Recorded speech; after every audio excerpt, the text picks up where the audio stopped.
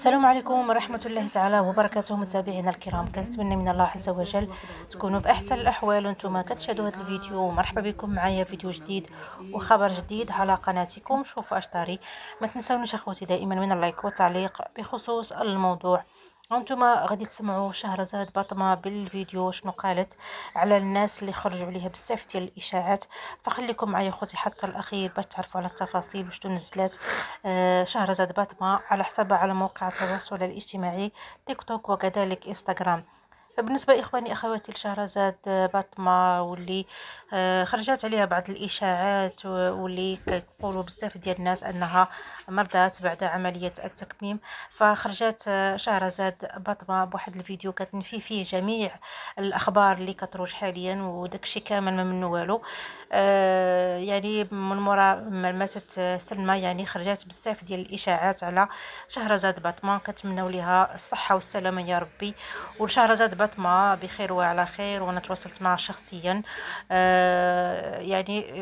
يعني هذاك الشيء اللي كيروج حاليا فمن والو.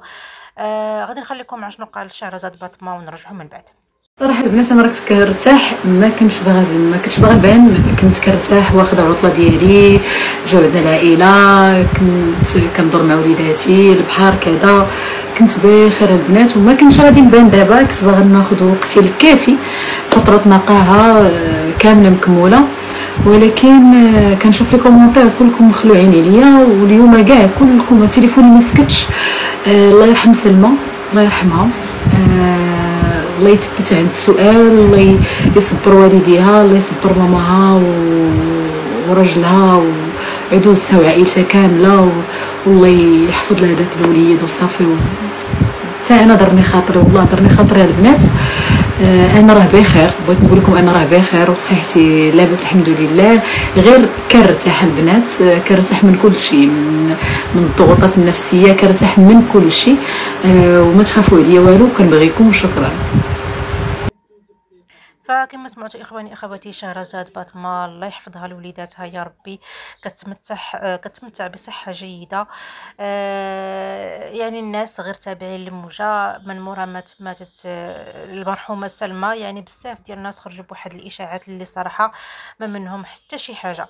شهرزاد باطمة كذلك نزلت اسطوري اخر اللي كتقول فيه ستوري هذا كتقول فيه: حسبي الله ونعم الوكيل في واحد كيتفايل عليا بالمرض، باز للبشر، ساليتو من التنمر، دزتو لهذا الشيء، خديت فتره راحه غير من تعاليقكم السلبيه، يلا قلنا ارتاحينا، خرجتوا لينا بهذا المرض، قيلوني عليكم، انا الحمد لله بخير الحمد لله.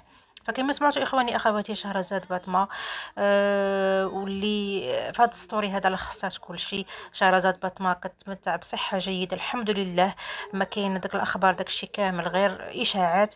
كنتمناو ليها الله يرزقها الصحه والسلامه والله يخليها لوليداتها يا ربي، واللي كيتمنى ليها شي حاجه خايبه فالله ياتيه بها. فكنتظر اخواني اخواتي تعليقكم بخصوص الموضوع، ونتلاقاو فيديو قادم ان شاء الله. ما تنسوش ليك والبارطاج ديال الفيديو، واللي مشتركش في القناه يشترك في القناه ويفعل زر الجرس باش دائما توصلوا بما هو جديد. والسلام عليكم ورحمه الله تعالى وبركاته.